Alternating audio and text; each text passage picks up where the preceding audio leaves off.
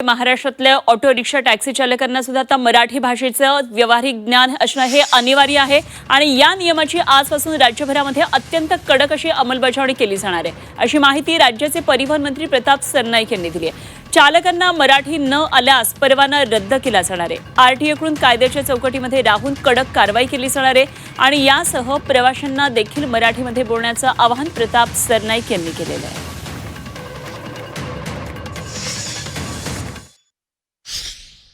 आपको जो करना है वो करो। परिवहन मंत्री, हम राज्य में मेहनत करेंगे, हम रिक्शा चलाएंगे, हम टैक्सी चलाएंगे, हम पैसा भी कमाएंगे, मगर मराठी नहीं सीखेंगे, मराठी नहीं बोलेंगे। ही मगरुरी किंवा ही मुजोरी जर कोणाची असेल तर त्याला कायद्याच्या कक्षेत राहून उत्तर देणं आमचं कर्तव्य आहे।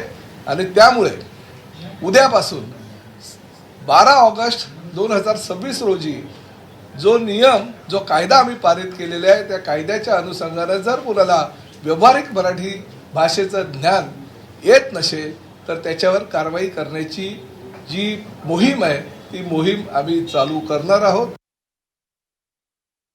प्रवाशांनाही मी आपल्या माध्यमातून आवाहन करणार आहे, कारण अनेक अमराठी रिक्षा टॅक्सी चालकांनी आम्हाला हेही सुद्धा सांगितलंय की साहेब, ही वेळ आली नसती तुमच्यावर ही कारवाई करायची, जर आमच्याबरोबर प्रवाशांनी जर मराठीत संवाद साधला असता तर आम्ही काही वर्षापूर्वीच मराठी शिकलो असतो, आम्हाला मराठी शिकवणी घ्यायची आज वेळ आली नसती। त्यामुळे प्रवाशांना सुद्धा आवाहन करतो की तुम्ही सुद्धा समोरचा जो रिक्षा टॅक्सी चालक आहे तो अमराठी असं समजून त्यांच्याबरोबर हिंदीमध्ये नव्हे तर जरी तो अमराठी असेल तरी त्याच्याबरोबर मराठीतच बोला, जेणेकरून आपली मराठी भाषा साता समुद्रापलीकडे पोहोचू शकेल।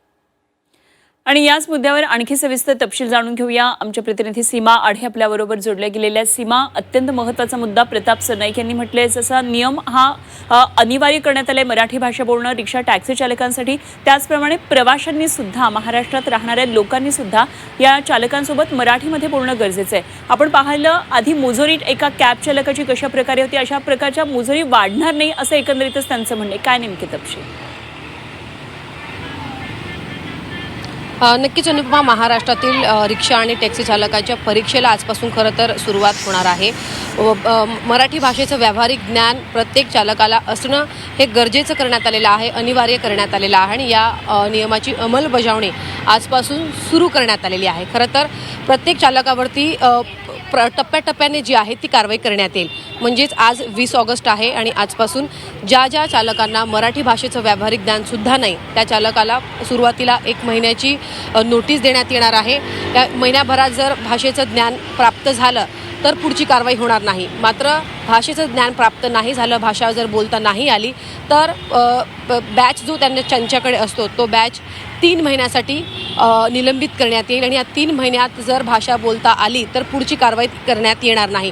मात्र 3 महिने देखील बॅच निलंबित करून देखील काही टॅक्सी चालकांनी, रिक्षा चालकांनी मराठी भाषा बोलण्यापासून किंवा शिकण्यापासून जर जाणीवपूर्वक जर विरोध केला तर पुढे बॅचसह परवानासुद्धा रद्द करण्यात येणार असल्याचं परिवहन विभागाकडनं सांगण्यात आलेलं आहे। प्रताप सरनाईक यांनी सुद्धा अतिशय स्पष्टपणे 12 ऑगस्ट 2026 रोजी कायद्यामध्ये जे बदल करण्यात आले आहेत, जी तरतूद करण्यात आलेली आहे त्या संदर्भात सांगितलेलं आहे। त्यामुळे एकत्र कारवाई न करता टप्प्याटप्प्याने कारवाई करण्यात येणार आहे आणि त्याची सुरुवात आजपासून होते।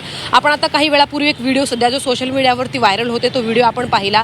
त्यामध्ये मुजोर जो चालक आहे तो मराठी बोलण्यापासून कशा पद्धतीने नकार देतोय आणि OTP हा इंग्रजीमध्ये सांगा अशा पद्धतीने तो प्रवाशांसोबत संवाद करताना आपल्याला पाहायला मिळतोय। त्यामुळे असे जे व्हिडिओ आहेत ते भविष्यामध्ये, म्हणजे या कारवाई दरम्यान आपल्याला अनेक व्हिडिओ बाहेर येताना सुद्धा आपण पाहू शकतो। त्यांच्यावरती ज्यांचे असे व्हिडिओ व्हायरल होत आहेत त्यांच्यावरती तातडीने कारवाई करण्यातच येईल। मात्र दुसरीकडे कशा पद्धतीने एक करून या चालकांवरती कारवाई करण्यात येईल, परिवहन विभागाकडनं कशा पद्धतीने आता पुढील काळामध्ये मोहीम जी आहे ती राबवण्यात येईल हे पाहणं महत्त्वाचं असणार आहे। मात्र भाषा घरापर्यंत, प्रत्येकाच्या घरापर्यंत पोहोचली पाहिजे, ठिकठिकाणी ही भाषा बोलली पाहिजे, यासाठी परिवहन विभागाने ही कठोर कारवाई करत असल्याचं प्रताप सरनाईक यांनी सांगितलं। मात्र याला कशा पद्धतीने प्रतिसाद आता रिक्षा आणि टॅक्सी चालकांकडून दिला जातो हे सुद्धा पाहणं महत्त्वाचं असणार आहे। अगदी खरं आहे, एकंदरीत नियमांची अंमलबजावणी कशी होतीये बघणं खूप महत्त्वाचं आहे। आहे आणि तू जसं म्हटलीस की अशा प्रकारचे प्रसंग आपल्या सगळ्यांवर सुद्धा ओढवण्याची शक्यता आहे.